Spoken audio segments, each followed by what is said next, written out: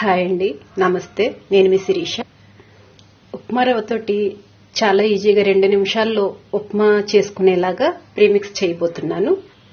ఇప్పుడు అందరూ లైఫ్లో చాలా బిజీ అయిపోయారు కదా. వర్కింగ్ ఉమెన్స్కైనా ఆడపిల్లలకైనా చాలా ఈజీగా 2 నిమిషాల్లోనే చేసుకునేలాగా ఇది చేయబోతున్నాను. ఒకసారి ఇలా చేసి పెట్టుకున్నామంటే 2-3 నెలల పాటు దీన్ని నిల్వ చేసుకోవచ్చు. ఎప్పుడు కావాలంటే అప్పుడు 2 నిమిషాల్లో ఉప్మా రెడీ అయిపోతుంది. ఇది ఎలా చేయాలో చూసేద్దాం, వచ్చేయండి. దీనికోసం స్టవ్ మీద మూకుడు పెట్టుకోవాలి. దీనిలో 2 గ్లాసులు బొంబాయి రవ్వ వేసుకోవాలి. సూజీ రవ్వ అంటారు కదా, అది వేసుకోవాలి. దీనిని చక్కగా దోరగా వేయించుకోవాలి. ఇలా కలుపుకుంటూ వేయించుకుంటే చక్కగా వేగుద్ది. సిమ్లో పెట్టి వేయించుకున్నామంటే బాగా వేగుతుంది. ఇది వేగిపోయింది. దీన్ని ప్లేట్లోకి తీసేసుకుందాం. మళ్ళీ అదే పాన్ స్టవ్ మీద పెట్టుకుని ఆయిల్ వేసుకోవాలి. దీనిలో పల్లీలు వేసి వేయించుకోవాలి.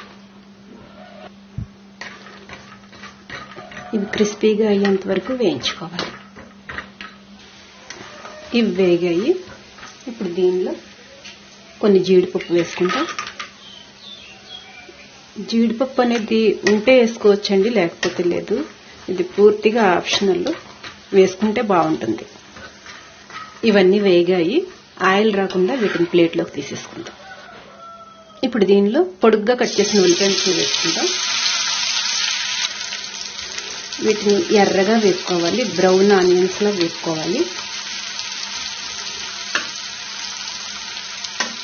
దమ్ బిర్యానీలో వేస్తాం కదా, అలా వేసుకుంటే బాగుంటుంది. వీటిని ఎక్కువగా వేయించుకున్నామంటే ఎప్పుడు కావాలంటే అప్పుడు వాడుకునేలాగా స్టోర్ చేసుకోవచ్చు.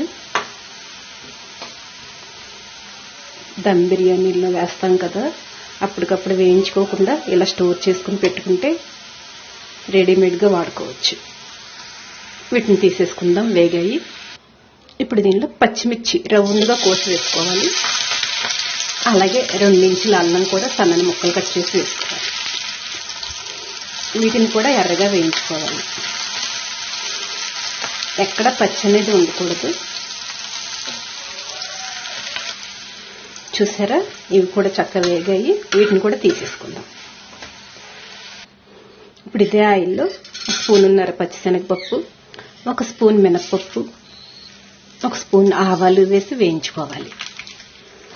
జీలకర్ర ఇష్టమైన వాళ్ళు వేసుకోవచ్చు. నేనైతే ఉప్మాలో జీలకర్ర వేయను.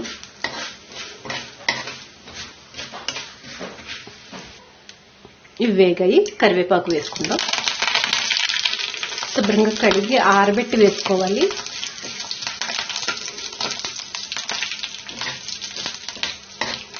ఏది కూడా చెమ్మ ఉండకూడదు.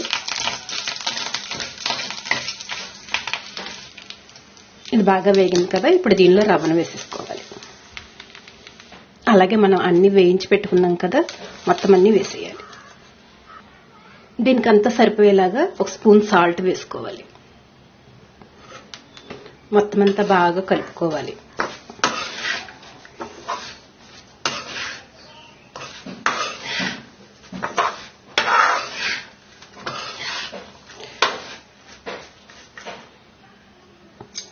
మొత్తం అంతా కలిపాక ఒక 2 నిమిషాల పాటు వేయించుకున్నాం. స్టవ్ ఆపేసి చల్లారి పెట్టుకోవాలి.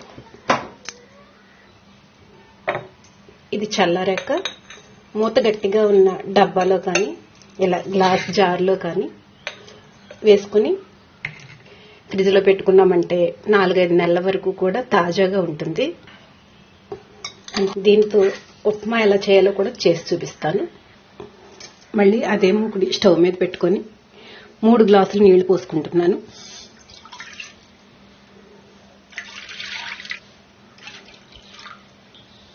ఈ నీళ్లను బాగా మరిగించుకుందాం.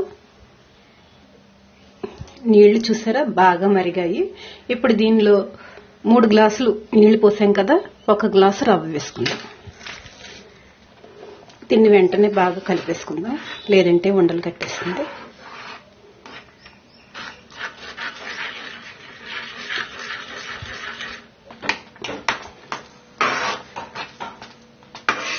ఇలా ఉన్నప్పుడు స్టవ్ ఆపేసేద్దాం, లేదంటే ఇంకా గట్టిపడిపోతుంది చల్లారేపటికి. దీనిలో 1 స్పూన్ నెయ్యి వేసుకోవాలి. నెయ్యి వేసుకుంటే టేస్ట్ బాగుంటుంది. అంతేనండి, 2 నిమిషాల్లో ఉప్మా రెడీ అయిపోయింది. ఈ వీడియో కనుక మీకు నచ్చినట్లయితే లైక్, షేర్, సబ్స్క్రైబ్.